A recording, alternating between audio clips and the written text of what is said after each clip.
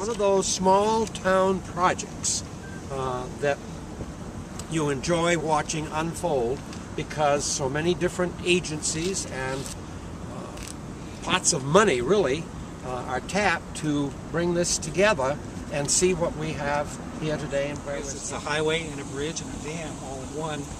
We not only issued the environmental permits that we normally issue on construction projects like the wetlands permits, because this is related to a dam, we had to issue a dam permit, and then the DES Dam Bureau is responsible for maintaining and rebuilding state-owned dams. And the Fish and Game Dam was reconstructed by the DES Dam Bureau construction crew, and had a substantial savings because of the ability to work alongside the contractor Coleman and take advantage of the bridge project and the dewatering that occurred. We were able to rebuild the dam at a substantial savings, and it was a great opportunity to save state, public, federal money and get a beautiful facility like this. I think the dam was built in the 50s as was stated, and hopefully it'll last another 50 to 75 years. And actually this is a very positive example, and I sometimes use it as a story when I go on to tell other towns how they should handle a project.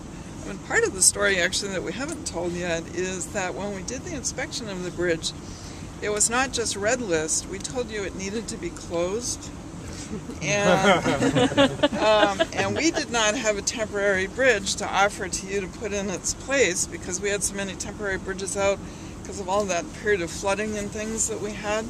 So one of the things that really impressed me as part of the municipal effort up here was that you geared up locally in the town and got a private, I think borrowed or rented a bridge from somebody who does logging. You had a portable bridge in here, which I thought was quite an exemplary thing to do.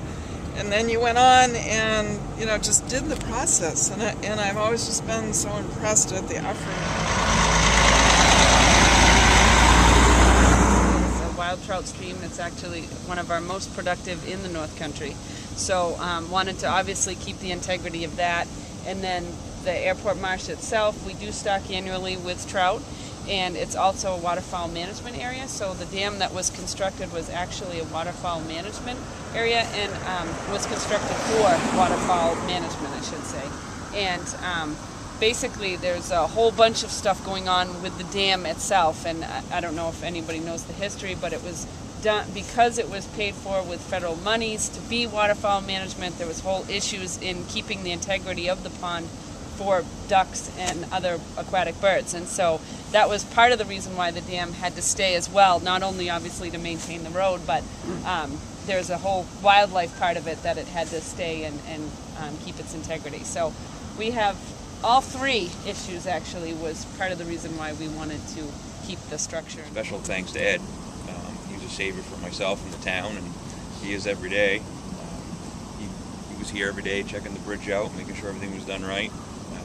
My involvement really was the roadway, the pavement, and I want to say thank you for everybody that was involved with that, because that has saved the town lots of money in maintenance.